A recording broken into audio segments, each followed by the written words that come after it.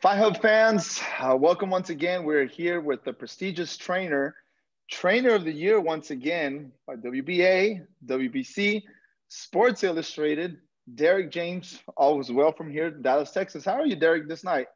Hey man, I'm happy to be here, man. Very fortunate. Happy to be here, brother. Yeah, I'm glad once again. Before we started this, I personally thank you for the opportunity. There's many times I've asked you. I spoke with you, if I believe, maybe in March or right prior to the pandemic was getting, pretty hectic. And I was at your gym. We talked about, how this pandemic was going to affect everybody. And although we saw a lot of disadvantages with no fans being in attendance or minimum fans or not the fights that we would wanted to see, but boxing played out pretty well towards the later half of 2020, could you say?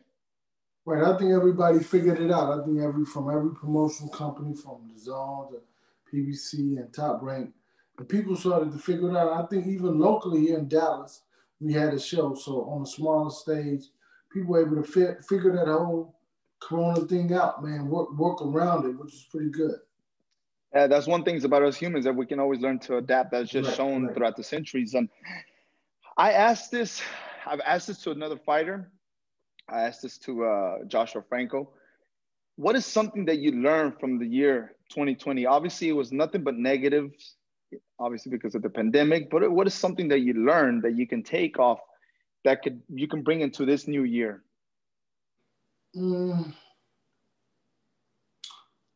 I think that I don't think that I learned something, but I think that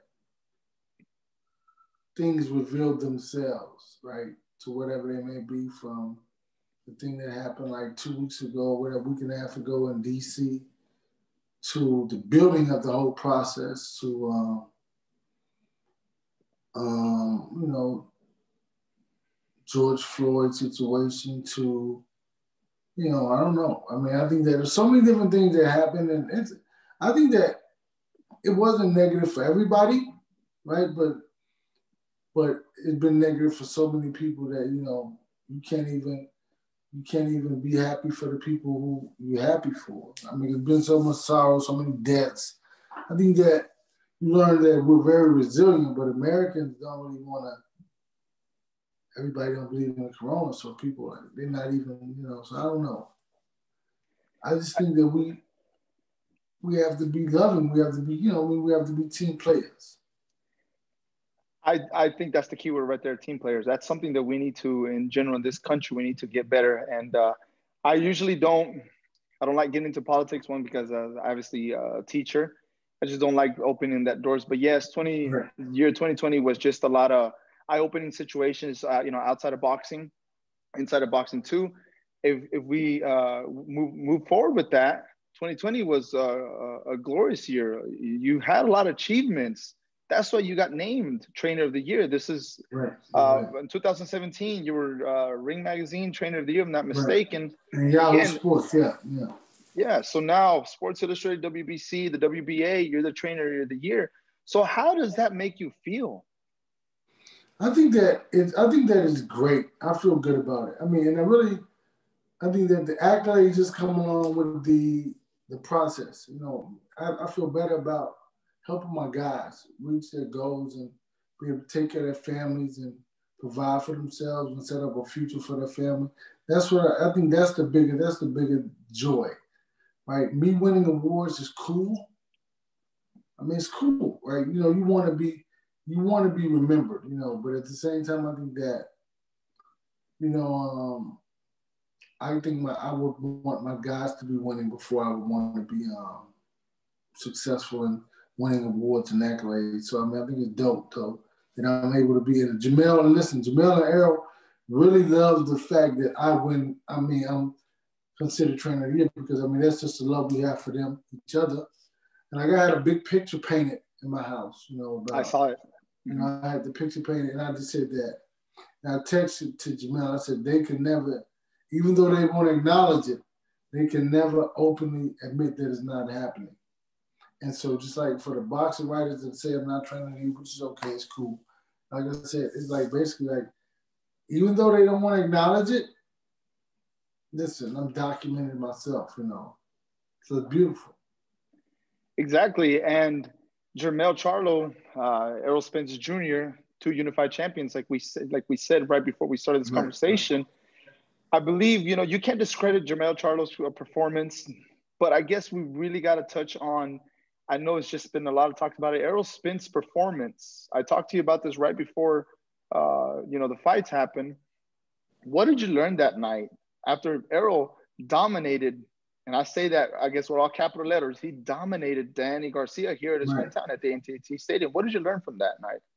Hey man, I don't know if I learned much. I just know that man, I learned that we had a great strategy, we had a great game plan, and it was beautiful to see it all come. Because you may strategize and maybe one thing here, one thing there doesn't work, but to be able to let the whole plan play out and it all worked was beautiful. I think that I learned that Danny Garcia is very wealthy, very resilient. He's a very tough fighter. I mean, even after the fight, it's like a week or so later, I hit him up in his DMs on Instagram. He didn't reply back to me. I just told him he's a hell of a fighter. Don't let anybody tell you that you're not. I mean, because that's for real. So regardless of whatever happened, I mean, I think that you still have to let him know, listen, man, it was a different deal. I mean, it was any other day, it could be any other way, but that was our night that night, and it was beautiful. I also, with this one, I learned that, man, Errol Spence, the fans really love him. I mean, because we were walking out, the tunnel. Man, I looked around, man, I could have cried. Like, you just see all these people. Think about this. Last year, who to say he would be here today, right? Yes. In the back return, you see all these people like, man, what the heck? Like, it's crazy because, like, 16,000 people came out to see him fight. I mean, it's crazy, man. It's dope, man. And 16,000 people, and I can say maybe more than 90% were all Errol Spence fans that night. Right. And Right. we're talking about this right now. In a couple more years, I bet you there's going to be a movie about this. And then there's going to be a Hey, movie let's about hope. this. You have to. It's just so many questions were lingering after that accident. Right. So many situations. I remember texting you that same night. I knew you were not gonna be able to get to it because you had to worry about him first. But I texted you, say, hey, we're behind you, we're praying, and I'm glad for one because Dallas, we have a lot of notable fighters that we're getting Right. more attention, or the city's getting more Right. attention. Right. So Spence being one of them. We mentioned a few fighters. Maurice Hooker, Verge Ortiz Jr. We have also these other young fighters, Alex Rincon, George Rincon, Right. Hatley a couple years ago. Just few fighters that I'm naming. I believe I'm not forgetting any of them. That just bringing boxing to Dallas, making it feel like, hey, we're like Las Vegas Junior or California Junior here having all these fights. Right. So it was explosive. And after this win, Spence has so many opportunities lined up, and he even says it himself. Right. I kind of don't need to fight anymore because financially I'm doing well. But there's still that fight that people are wondering, would he fight Pacquiao? When is that Terence Crawford fight going to happen? Is he going to move up to 160 to face Canelo? Right. What do you say about all that?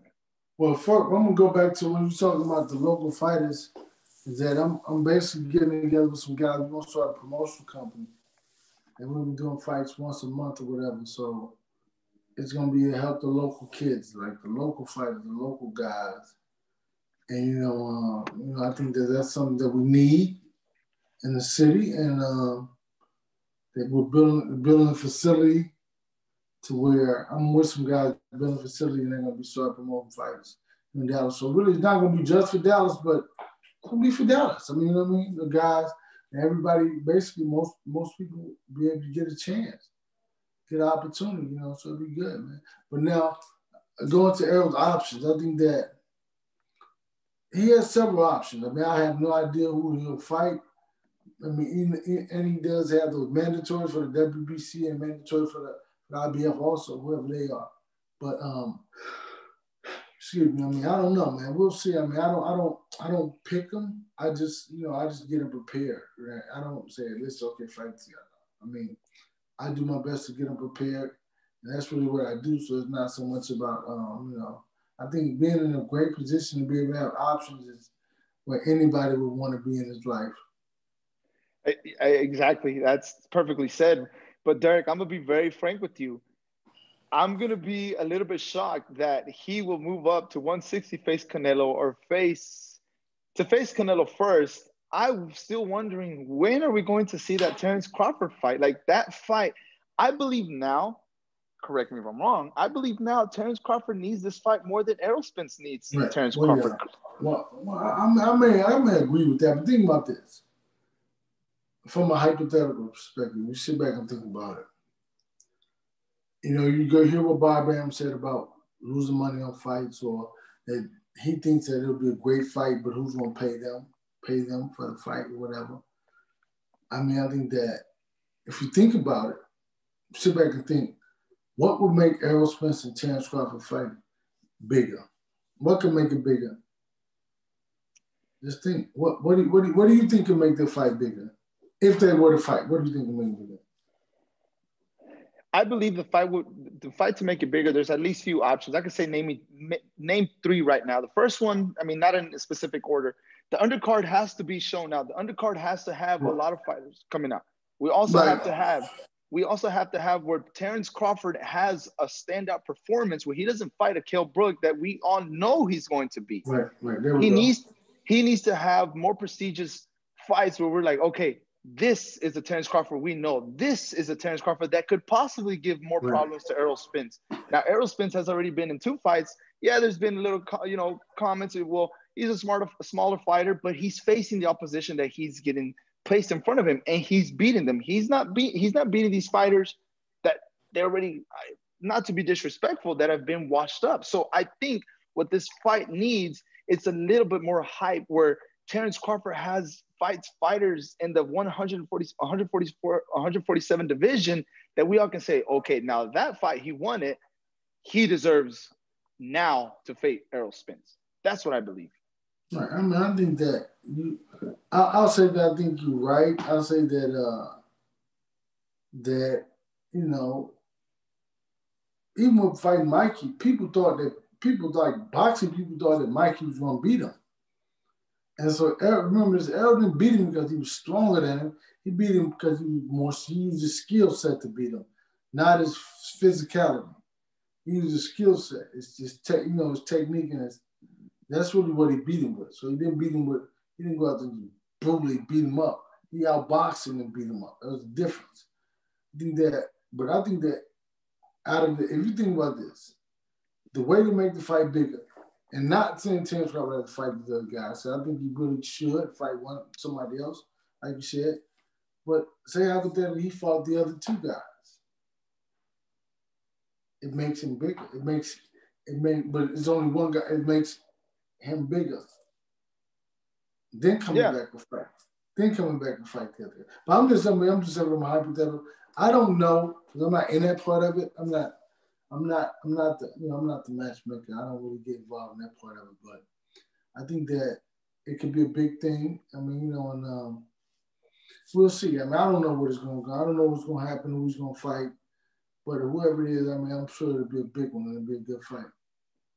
No, yeah, for sure, no doubt. And I think just touching back a little bit more here about Terence Crawford beating these other two fighters that you mentioned, he has to win in a fashionable manner, not 12 rounds, not going all 12 rounds. He needs to beat him in a knockout, knock him out, beautifully outbox him, where it could just be like, okay, now this fight is going to be a close fight once facing Spence. So there's a lot of requisites, a lot of situations. At the end of it, there's a lot of politics going towards this fight. That's what we all want to see. I'm sure that's something that you would like to see also. You also mentioned, if I'm not mistaken, correct me if I'm wrong, that Manny Pacquiao is still a threat at 40 something years of age. Pacquiao's still a threat. Spence has been looking for him for about 2 or 3 years now. I remember right prior to him leaving to LA to fight Sean Porter, I talked to him and I said, what is it that you want next? Because behind you is the AT&T Stadium. Who would you fill up that stadium with? I want Manny Pacquiao. Right. Do you think that fight would happen this year or possibly next year? I think it's a possibility. I think that it could possibly happen. I don't know. I mean, I think that he's in the business of unifying the belts. So you never know. It could happen like sometime next year. I mean, who knows? But I think that, even Manny came to Dallas when Errol fought Mikey. And he Yes. said, I want to fight the winner, right? But when he saw how good Errol looked, he was like, he came to the fight specifically to fight, said, I want to fight the winner. But then I think he changed his mind when he got in the ring. But I think that, who knows, man? But Manny Pacquiao has been saying he wants to fight Errol. So, I mean, I think that's cool. I mean, you have to voice your desires, and I think he's voicing his desires, what he truly wants. If and when that fight happens, would you tell yourself that's one of the fights that you could say, I'm proud, everything we worked for, from being at the Bomb Factory where it was maybe less than 5,000 fans to now getting to here? Would that be something that you could say, I'm proud of this moment right now? I think that this is what I like to do. This is what I do. I can't think about it like that. I'm going to tell you why. It's because I think that there's much more to do. And I think that I don't never look at my work and pat myself on the back like that. To say I'm proud of this, because I think that so many more things we can do. And I think that I'll celebrate and I'll congratulate myself at the end of my career, not during the career. I think you lose focus. You start looking at the shiny things or whatever. And I think that for me, I think I just want to keep focused on being my best to do my best and keep helping these guys win and prepare these guys, and even bring up some younger guys and develop some other guys so we can keep it going. I mean, because I think that Dallas has been inspired, like you said, with Virgil Ortiz, with Maurice Hooker, and all the other young guys like the twins out of who were in Garland, trained by, Charles Hadley, then Charles Hadley. There's a lot of different fighters in Dallas, man. I think that. Then, my guys, man, you said the name earlier. What's the name? Burley? Oh, the two brothers. Oh, Alex Rincon. And so really, like, Jordan Rincon, I was like real, because like we used to travel together when he would go to national tournaments with Errol. It's like really cool to see them come up and, develop into, top tier pro fighters, man. So you love to see people from the city do well. I mean, for me, I don't, like I said, I'm my greatest competition, so I'm not competing against. That's how I feel. I mean, I have to motivate and inspire myself. So I feel like I'm a cheerleader for everybody else. I'm a cheerleader for, Maurice Hooker fights, whatever, and this and that, and when Virgil fights. I'm a cheerleader for these guys. Why would I? Only time I don't, and I'm going against them is we're actually going against them. Other than that, nah, man, I'm with them. There's other two fighters that I forgot real quick. Just Tristan, always hard to say. Tristan, and you're also a fighter under your stable, Burley. That's another fighter that you have. Fernando's another one. Now, if we flip the coin, Amon Rashidi also. Yeah, Rashidi, yeah, also him. Right. See, there's just a lot of fighters that are here in Dallas that are quickly putting Dallas more on the map. Like I said, we flipped the coin. We got Jamel Charlo. Right. Now, his division is stacked as well. Right, definitely. 154. There's a division. Have you talked to him? What is something next that you're looking for him, possibly face Triple G? What is something that you're looking for him from this year to come up? Because I personally feel that he just needs a little bit more, maybe a Jaime Munguia, a fight like that has been mentioned, possibly even Canelo. But that's Jamal at 160. Jamel is at 154. Yeah, 154, yes. Yeah. If the plans of, in the future to move up, what is something that you're looking for Jamel for 2021? What is it that you're looking for him? I think I'm just looking for him just to keep building, keep getting better, man. I mean, I think that we want to start where we finish. That's not like we go to camp and I get there, it's like start where we finish, so we're not starting over, just constantly building. I think that's the key element. I think we just have to keep building, man, and just stay focused and just keep trying to develop these guys and keep pushing them to be great. I mean, he fought a phenomenal fight against a guy that a lot of people thought he would lose against because that guy looked phenomenal against J-Rock. And we were able to, do our thing against him and be successful. But Man, I'd never seen a knockout like that before. Yeah. But I think that, man, listen, Jamel, he did it, man. It was amazing. I mean, it's like, it's funny because we talked about things like this before in the past. Like, when I first started training, said he wanted to be, unified or undisputed champ. He wants that. So to be getting closer, edging closer and closer and closer to these guys' actual, desires and plans. I mean, like Errol wanted to be undisputed champs. That means he's going to have to fight the guys who have the belts, and the two guys that have the belts. Eventually will be Crawford, and it probably eventually will be Pacquiao. So I think that I think it's dope, man, to be able to see or to be able to help these guys get to the level in life that they want to get to is beautiful. Exactly. And having two unified champions, I'm sure it keeps you on your toes throughout the year, right? Right. Keep me busy, man. I had to have surgery. I got injured, man. I had to have surgery. And, but I'm getting better. I'm good to go now. Thank you so much for watching this video. And make sure to subscribe for more videos of your favorite fighters over here on Fight Up TV. And give us a follow online as well at Fight Up TV on Twitter and on Instagram. We appreciate it, guys.